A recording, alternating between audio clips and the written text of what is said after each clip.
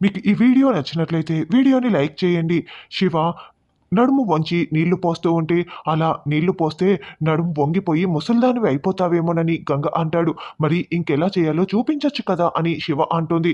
అప్పుడు గంగ పీచు తీసుకొని కింద కూర్చొని వాటిని తలతల్లాడేలా తోమాలి అని అనడంతో నాలానా అని శివ అంటుంది. ఈ వేషాలకేం తక్కువ లేదు కానివ్వు అని అంటే శివ కూర్చోబోతూ ఉంటుంది.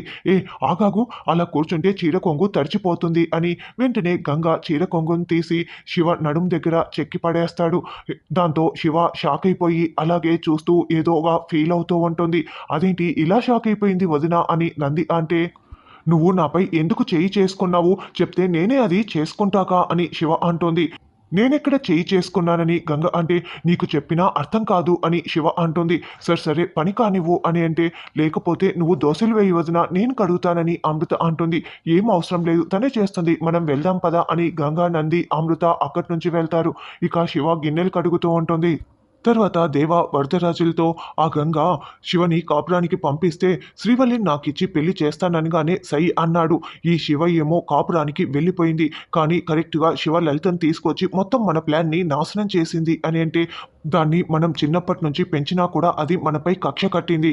ఇలా లలితను తీసుకొచ్చి నీకు అంటగట్టాలని, దానికి ఇష్టం లేకపోయినా కూడా లలితను నీకిచ్చి పెళ్లి చేయటానికి కాపురానికి వెళ్ళటానికి ఒప్పుకునింది. దానికి కాపురం చేయటం అసలుకి ఇష్టం ఉండదు.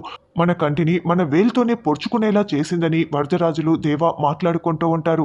అప్పుడే ఒకతను అయ్యగారు అయ్యగారు అక్కడ మన అమ్మాయి గారిని హోటల్లో పనులు చేయిస్తున్నారంట అని అనడంతో, ఏంట్రా వాడు పనులు చేయిస్తున్నారా అని వరదరాజులు అరుస్తూ ఉంటే, తను చేసిన దానికి శాస్త్రి అనుభవిస్తోంది వదిలేసే నాన్న అని దేవ అంటే, ఎంతైనా నా కూతురు కదా అలాంటిది ఎలా పనులు చేయిస్తారు, రా ఏం చేయాలో నేను కారులో చెప్తాను మాట్లాడుకుందాం అని వరదరాజులు దేవ బయలుదేరి వెళ్తారు.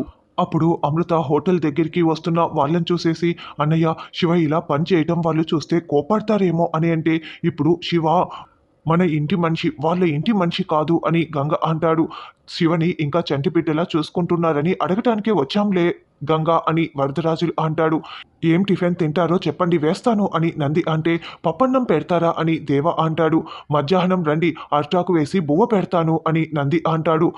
అది కాదు గంగబావ, నేను లలితని పెళ్లి చేసుకోబోతున్నాను కదా, పెళ్లి పత్రికలు కూడా ఊరంతా ఇవ్వాలి, మిమ్మల్ని కూడా పెళ్లికి పిలవటానికే వచ్చాను, రేపే మంచి ముహూర్తం ఉందంట, రేపే నాకు లలితకి పెళ్లి అని దేవ అనడంతో, ఇంతలోనే మళ్ళీ పత్రికలు పంచితే నెల రోజుల్లోనే ఇన్ని మార్పులా అని అందరూ నానా మాటలు అనుకుంటారని గంగ అంటాడు. ఏంటి పెళ్లికి ముందు తొందరపడ్డారు, ఇప్పుడు పెళ్లికి కూడా ఇంత తొందరపడుతున్నారా అని శివ అంటుంది. ఎప్పుడైనా పెళ్లి చేసుకోవాల్సిందే కదా గంగబావ, నేను ఒక మాట అంటాను ఏమీ అనుకోవు కదా, ఎలాగూ నేను లలితని పెళ్లి చేసుకోబోతున్నాను కదా, మరి శ్రీవల్లి పెళ్లి కూడా ఆగిపోయింది కదా, శ్రీవల్లికి కూడా మంచి సంబంధం చూసి పెళ్లి చేస్తే బాగుంటుంది అని అంటే, సంబంధం రావాలి కదా, మంచి సంబంధం వచ్చిన తర్వాత తప్పకుండా చేస్తాను అని గంగ అంటాడు.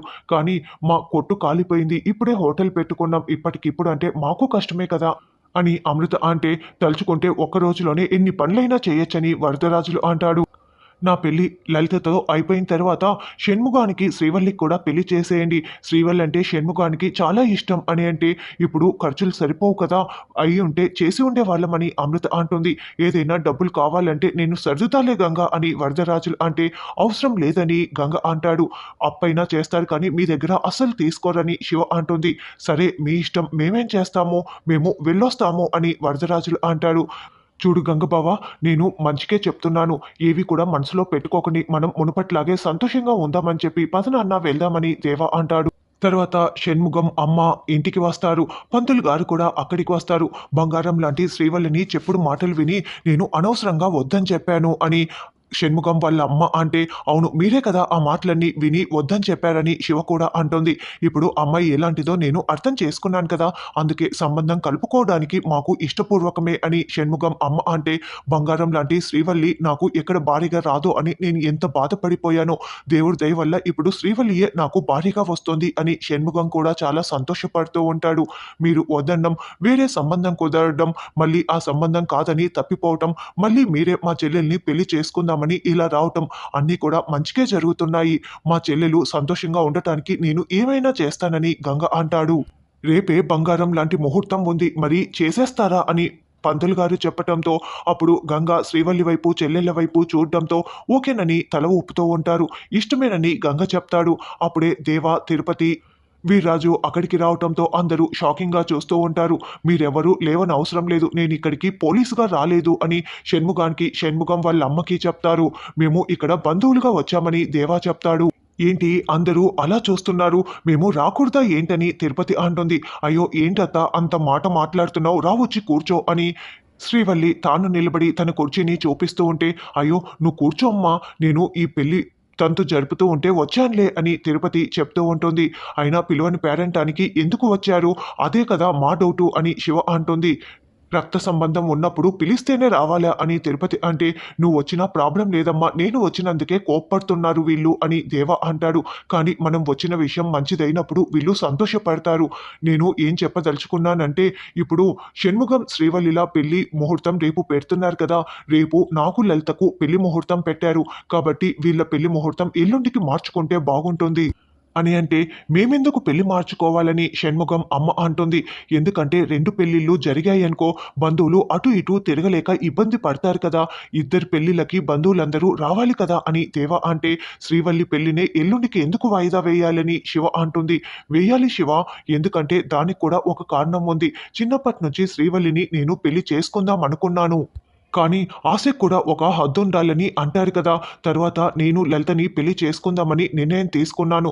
లలితతో నా పెళ్లి అయిపోయిన తర్వాత మనం అందరం కలిసి శ్రీవల్లి షణ్ముగం పెళ్లి జరిపిస్తే బాగుంటుంది, ఇదే నా నిర్ణయం అని దేవా చెప్తాడు. అయితే ఇంతకు ముందు 2 పెళ్లిళ్ళు ఒకేసారి పెట్టారు కదా అని ఒక చెల్లి అనడంతో, అప్పుడు మా నాన్న బలవంతం మీద అలా చేయాల్సి వచ్చింది, నా నిర్ణయం అయితే చెప్పానని దేవా అంటాడు. అత్త, నా జీవితంలో ఏం జరిగినా చెల్లెళ్ళు వాళ్లకు జరిగినట్లే ఫీల్ అవుతూ ఉంటారు, ఇందులో నా నిర్ణయం ఏమీ లేదు, శ్రీవల్లి నిర్ణయం పైనే ఆధారపడి ఉంది అని అనడంతో, చెప్పమ్మా నీ ఇష్టం ఏంటి అని గంగ అంటాడు. అన్నయ్య, మనస్పర్ధలు తొలగిపోయి మళ్ళీ మనమందరం ఒకటిగా ఉండాలని తిరుపతి అత్త దేవాబావ ఇద్దరు అంత ఇష్టంగా వచ్చి అడిగారు కదా, వాళ్ళ మాట కాదనడం ఎందుకు, ఎల్లుండి ముహూర్తానికే పెట్టుకుందాం అని శ్రీవల్లి అంటే, ఎల్లుండి ముహూర్తాలు ఉన్నాయో లేదోనని నాగవల్లి అంటుంది. ఎందుకు లేవమ్మా, లక్షణంగా ఉన్నాయి, రేపు దశమి ఎల్లుండి ఏకాదశి పెట్టుకోవచ్చు అని చెప్పటంతో, సరే అలాగేనని గంగ అంటే, థ్యాంక్ యూ సో మచ్ బావా నా మాట ఒప్పుకున్నందుకు అని దేవ గంగ చేతులు పట్టుకొని తెలుపుకుంటూ ఉంటాడు. అప్పుడే శివ రా పెద్దమ్మ అంటూ తిరుపతిని బయటికి లాక్కు వస్తుంది. ఎక్కడికి శివ అని తిరుపతి అంటుంది. దేవా అన్నయ్య మారిపోయాడని అనుకుంటున్నావా, నేనైతే దేవా అన్నయ్యని నమ్మను, అసలు ఇంతలా మారిపోయిన వాడిని ఎక్కడైనా చూసావా, రావణుడు ఎప్పుడు రావణులాగే ఉంటాడు, రాముడు ఎప్పటికీ కాలేడు, అసలు దేవా అన్నయ్యని నువ్వు ఇలా నమ్ముతున్నావు అని అంటే, మనమందరం ఒక్కటవ్వాలని దేవా ఇలా మారిపోయాడు, నేనెప్పుడు వాడిని చిన్నప్పటి నుంచి కొట్టలేదు కదా, నువ్వు లలితని మోసం చేశాడని ఆధారాలు చూపించిన తర్వాత నేను వాడిని కొట్టాను, వాడిలో చాలా మార్పు వచ్చింది, నువ్వు కూడా నమ్ము, ఇంతకన్నా ఇంకేం కావాలి అని తిరుపతి అంటే, నీ కడుపున పుట్టి ఉండొచ్చు కానీ దేవా అన్నయ్య వరదరాజుల పెద్దనాన్న ఎప్పటికీ మారరు, మీకు చెప్తుంటేనేమో నీకు అర్థం కావటం లేదు, ఇంతకన్నా ఇంకేం చెప్తాము అని శివ లోపలికి వెళ్తుంది. తర్వాత చెల్లెళ్ళందరూ కూడా పెళ్లి కోసం బట్టల్ని సెలెక్ట్ చేసుకుంటూ ఉంటారు. నందన్నయ్య నువ్వు కూడా ఒక మంచి జత కుట్టించుకో అని చెల్లెళ్ళు చెప్తూ ఉంటారు.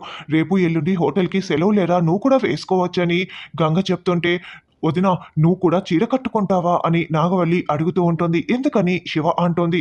అదేంటి వదిన అలా మాట్లాడుతున్నావు, శ్రీవల్లి పెళ్లి కదా అని అంటే, ముందు మా దేవ అన్నయ్య లలిత మెల్లో తాళి కడతాడా లేదా అన్న దాని గురించి మీరు ఆలోచించండి, ఈ చీరలు కట్టుకోవటం గురించి కాదని శివ చెప్తోంది.